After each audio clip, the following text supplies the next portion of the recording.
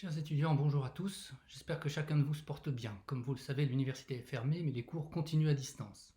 On va commencer dès maintenant à travailler par vidéo. Si vous avez des suggestions pour les prochaines, elles sont bienvenues. Pour cette fois, je passe par YouTube en attendant de voir comment l'ENT va s'organiser, notamment pour éviter les surcharges de connexion.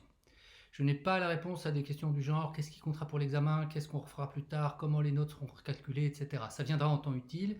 La seule chose que je puisse vous dire, c'est qu'il ne faut pas vous considérer comme en vacances. Les cours continuent, même si c'est sous une autre forme.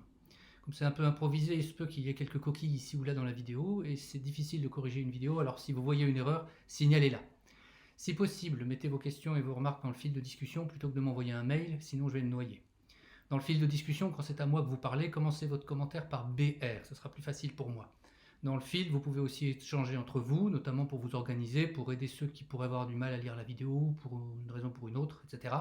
Je compte sur vous pour faire preuve de solidarité et d'initiative. En principe, il y aura un résumé de cours sur l'ENT et la nouvelle fiche d'exercice. On pourra aussi organiser un chat avec ceux qui veulent, on verra comment. Un petit mot encore avant de commencer. Tout ne va pas être parfait, surtout au début, mais on ne doit pas oublier toute la chance qu'on a de disposer de nos outils modernes. Quand j'étais moi-même étudiant, ce genre de technologie n'existait même pas en rêve. On en voyait à peine dans les scénarios de science-fiction, et aujourd'hui c'est là, accessible presque gratuitement et au plus grand nombre. On va en profiter ensemble. Voilà, maintenant on commence. Donc cette vidéo concerne le cours du 16 mars 2020, le chapitre du jour est les formules de Taylor. On va se poser la question du comportement d'une fonction au voisinage d'un point. Prenons par exemple une fonction f dérivable en a. Par définition, f' de a, c'est la limite de f de a plus h moins f de a sur h quand h tend vers 0. On a donc que la grandeur epsilon de h définie par f de a plus h moins f de a sur h moins f' de a tend vers 0 quand h tend vers 0. Et en réordonnant l'égalité, on arrive à f de a plus h égale f de a plus h fois f' de a plus h fois epsilon de h, où donc epsilon tend vers 0 quand h tend vers 0. Cette égalité nous dit qu'au voisinage du point A, la courbe représentative de f ressemble à sa tangente d'équation y égale f de a plus x f' de a. Le terme final h epsilon de h est un terme qui quantifie l'erreur commise. Quand h tend vers 0, h epsilon de h est le produit de deux quantités qui tendent toutes les deux vers 0, donc c'est une fonction qui tend vers 0 plus vite que h toute seule. On dit que l'approximation de f de a plus h par f de a plus h f' de a quand h tend vers 0 est d'ordre 1, c'est-à-dire que l'erreur va plus vite vers 0 que h à la puissance 1. Tout ce qu'il faut pour que ça marche, c'est que f soit dérivable. L'idée va maintenant être d'approcher f au voisinage d'un point A par quelque chose de plus précis qu'une droite.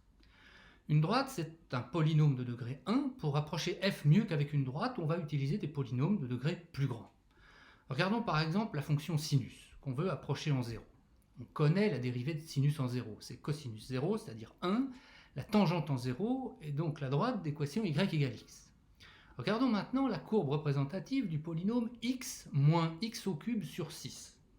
Comme on le voit, elle épouse mieux les contours de la courbe de sinus au voisinage de 0. Et avec le polynôme x moins x au cube sur 6 plus x puissance 5 sur 120, c'est encore mieux. Et on peut améliorer encore. Il y a plusieurs utilisations possibles de cette idée de remplacer une fonction compliquée, entre guillemets, par un polynôme. Ça permet notamment de faire des calculs approchés. Par exemple, pour la fonction sinus, en dehors des angles remarquables genre pi sur 6 ou pi sur 4, il n'y a pas de formule simple pour calculer sinus x. Mais comme on le voit sur le dessin, au moins pour des valeurs de x assez proches de 0, on peut dire que sinus x est voisin de x moins x au cube sur 6. Et l'expression x moins x au cube sur 6, elle se calcule bien parce qu'elle n'utilise que les opérations usuelles. Addition, soustraction, multiplication et division. Un autre usage plus théorique, c'est celui du calcul de limite. Comment est-ce qu'on démontre rigoureusement, par exemple, que sinus h sur h tend vers 1 quand h tend vers 0 ?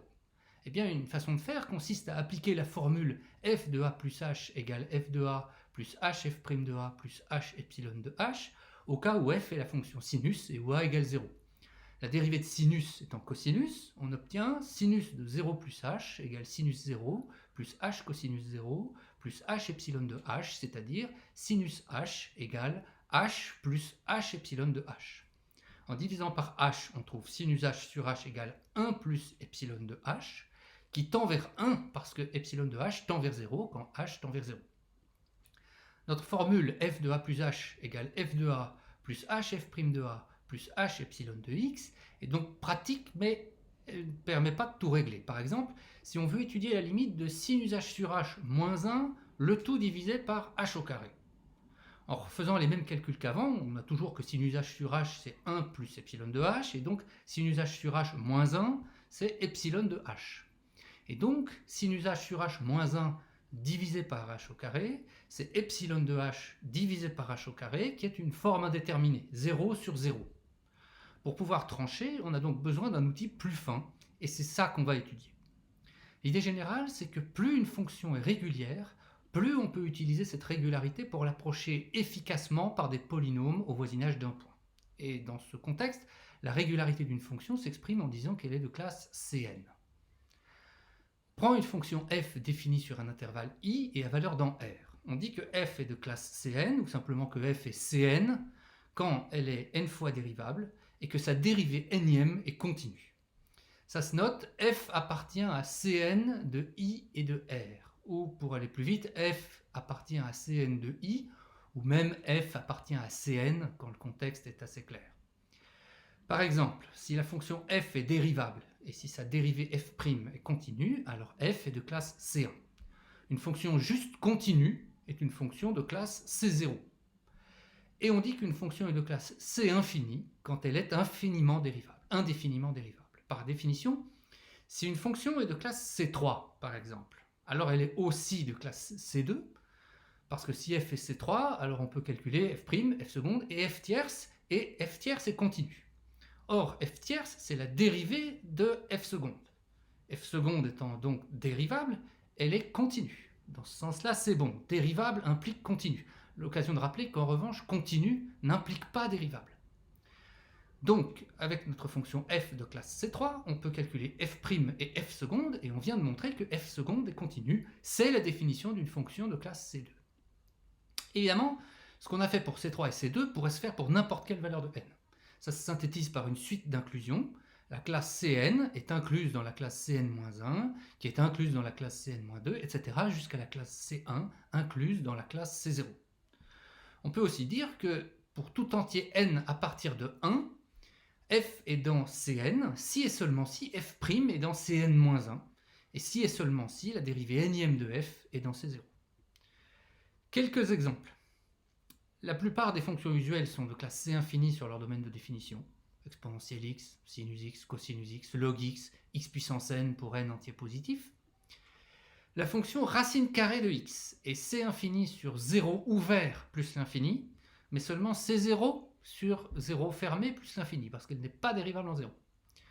La fonction valeur absolue de x est de classe C0 sur R, mais pas de classe C1 parce qu'elle n'est pas dérivable en 0. La fonction définie par x donne moins x au carré sur 2 si x est négatif et x au carré sur 2 si x est positif.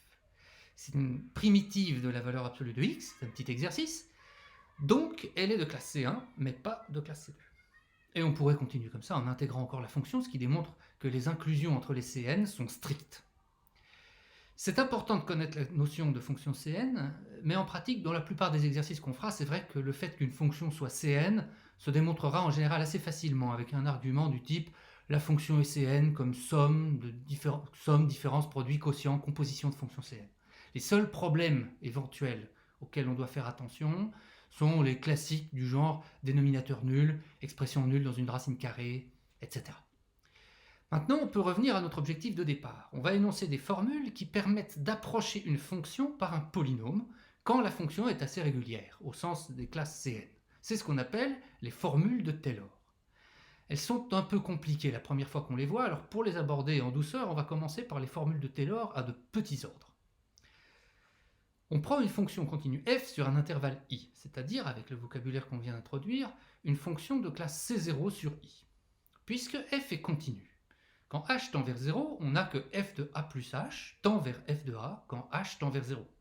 Une autre façon de l'écrire consiste à écrire que f de a plus h est égal à f de a plus epsilon de h, où epsilon de h est une fonction qui tend vers 0 quand h tend vers 0. C'est très simple et c'est la formule de Taylor-Young à l'ordre 0. On va voir deux autres types de formules à l'ordre 0. La formule de Taylor-Lagrange et la formule de Taylor avec reste intégral. Ça nous fera en tout 3 types de formules. On prend cette fois pour f une fonction de classe C1. D'après le théorème fondamental du calcul intégral, on sait qu'on peut écrire que l'intégrale de a à a plus h de f' de t dt est égale à f de a plus h moins f de a. On en déduit que f de a plus h est égal à f de a plus l'intégrale de a à a plus h de f' de t dt. C'est la formule de Taylor avec reste intégral à l'ordre 0. Là aussi c'est très simple et il n'y a rien de nouveau à part peut-être la façon d'écrire. D'après le théorème de la moyenne, on sait aussi qu'il existe C dans l'intervalle ouvert AB, tel que l'intégrale de a à a plus h de f' de t dt est égale à h fois f' de c. On en déduit que pour cette valeur-là de c, qui dépend de a et de h, on a que f de a plus h est égal à f de a plus f' de c fois h.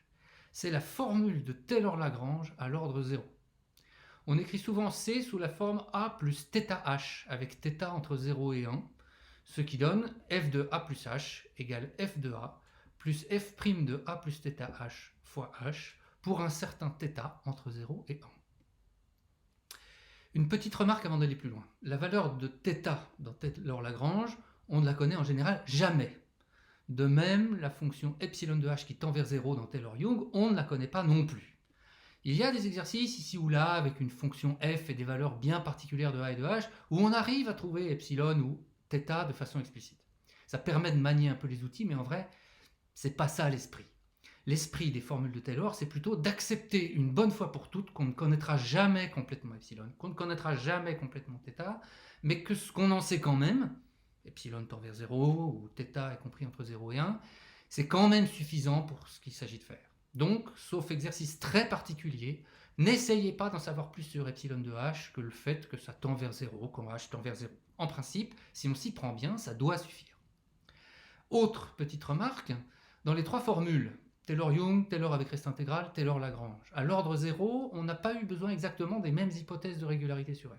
Pour Taylor-Young, on a juste eu besoin d'une fonction continue.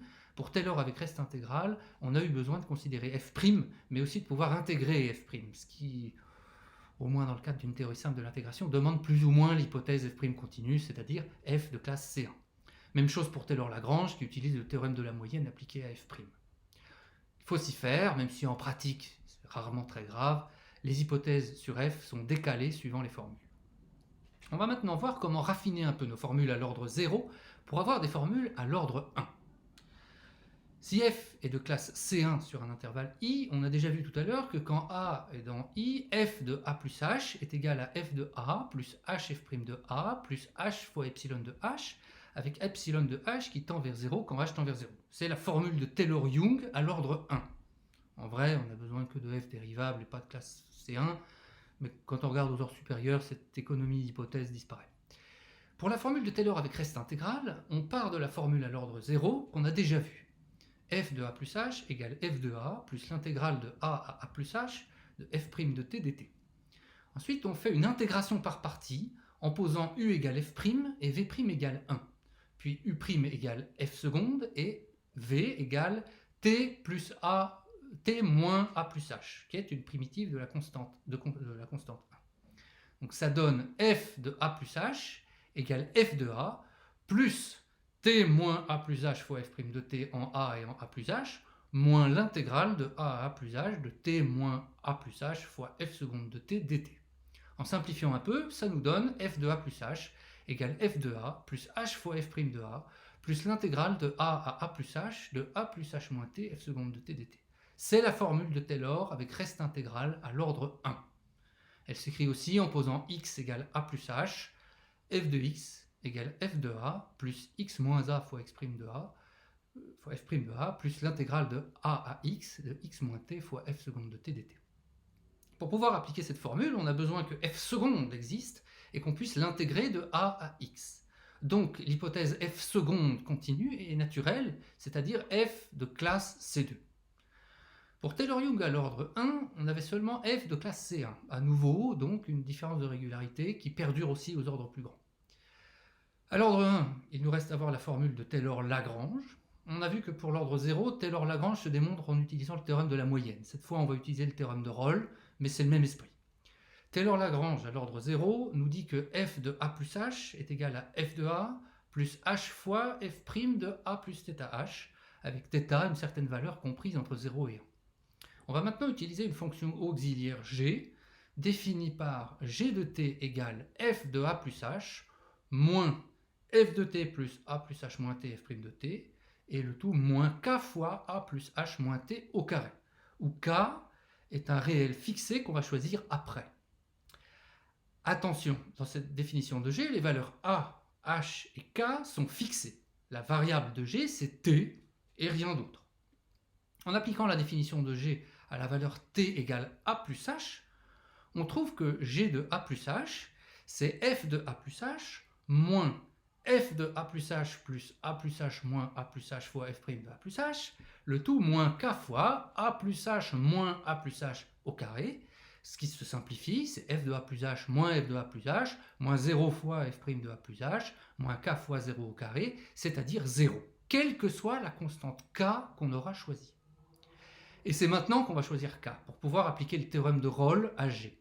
On choisit k pour que g de a soit égal à 0, c'est-à-dire que g de a égale g de a plus h, c'est la condition pour le théorème de Rolle. Alors, on peut écrire, si on veut, la bonne valeur de k qui va marcher, parce que g de a égale 0 équivaut à f de a plus h moins f de a moins k fois h au carré égale 0, et donc k égale f de a plus h moins f de h, le tout divisé par k au carré, qui est bien une constante, puisque a et h sont fixés dans la définition de g, mais en vrai on n'aura pas besoin de cette expression explicite là de k. En ayant bien choisi k, on a donc que g de a et g de a plus h sont nuls, et en supposant g dérivable, c'est-à-dire en fait f dérivable, on peut alors appliquer le théorème de Rolle à g. Il existe c entre a et a plus h tel que g' de c égale 0.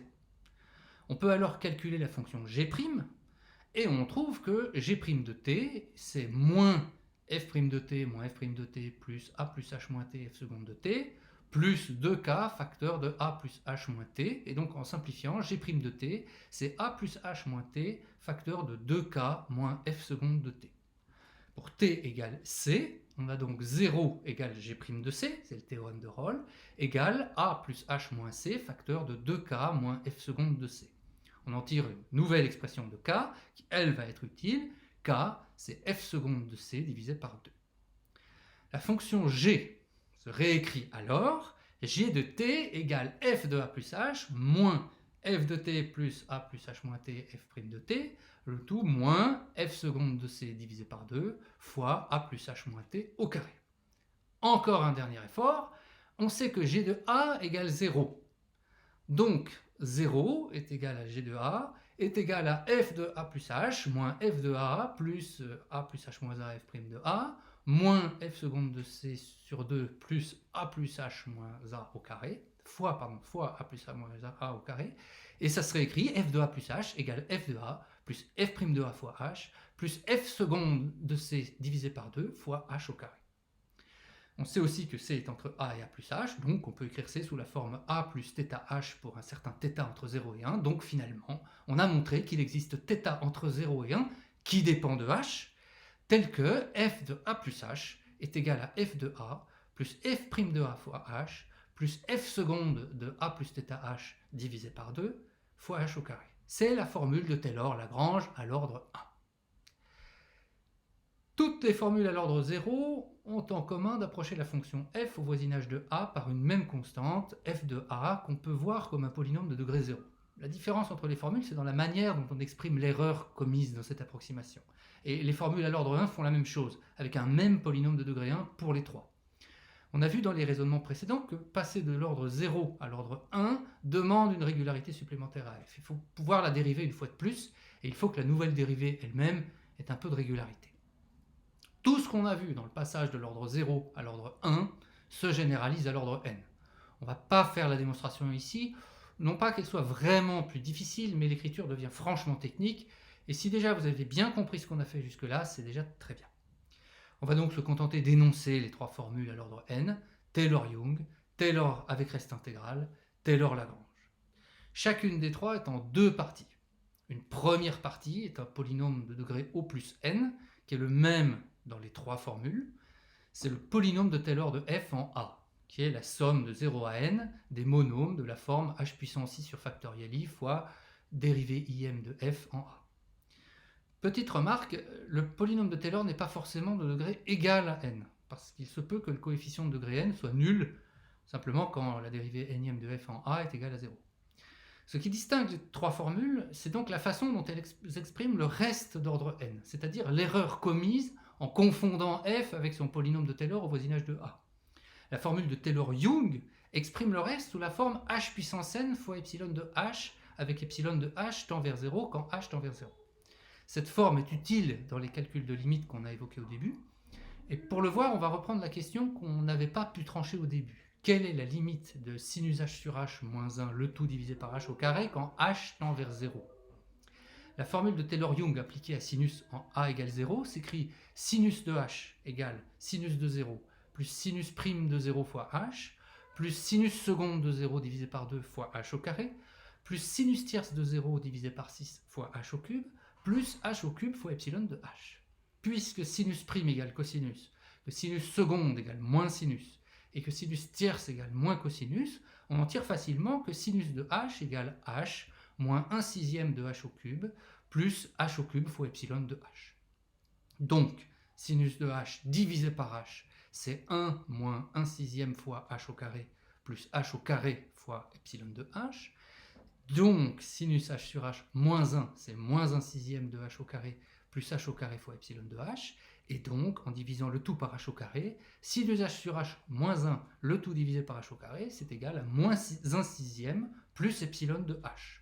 D'où la réponse à la question, puisque epsilon de h tend vers 0 quand h tend vers 0, sinus h sur h moins 1, le tout divisé par h au carré, tend vers moins 1 sixième quand h tend vers 0. Une remarque. En appliquant la formule de Taylor-Young à l'ordre 2 pour sinus en 0, on trouve sinus h égale h plus h carré epsilon de h. Dans ce cas, le polynôme de Taylor n'est donc que de degré 1, parce que sinus seconde de 0 égale 0. Donc ce qui définit le fait qu'on est à l'ordre 2, c'est le h carré du reste, et pas le degré du polynôme de Taylor. La formule de Taylor-Lagrange et la formule de Taylor avec reste intégral, elles servent plutôt à estimer quantitativement ce qui se passe quand on s'éloigne un peu de A. Par exemple, on va prendre une fonction f de classe C2 sur un certain intervalle, et on va supposer que sur tout cet intervalle, la dérivée seconde est majorée en module par une certaine valeur m. On a alors f de a plus h moins f de a plus hf' de a en valeur absolue, c'est-à-dire l'écart en valeur absolue entre la courbe de f et sa tangente en a, est majorée par m fois h au carré divisé par 2. Cette propriété est immédiate avec Taylor-Lagrange à l'ordre 1 qui nous dit que f de a plus h est égal à f de a plus f' de a fois h plus f seconde de a plus θh, le tout divisé par 2, fois h au carré, dont on déduit que f de a plus h moins f de a plus hf' de a en valeur absolue est égal à f seconde de a plus θh en valeur absolue divisé par 2 fois h au carré, et il suffit donc de majorer la valeur absolue de f seconde de a plus θh par m.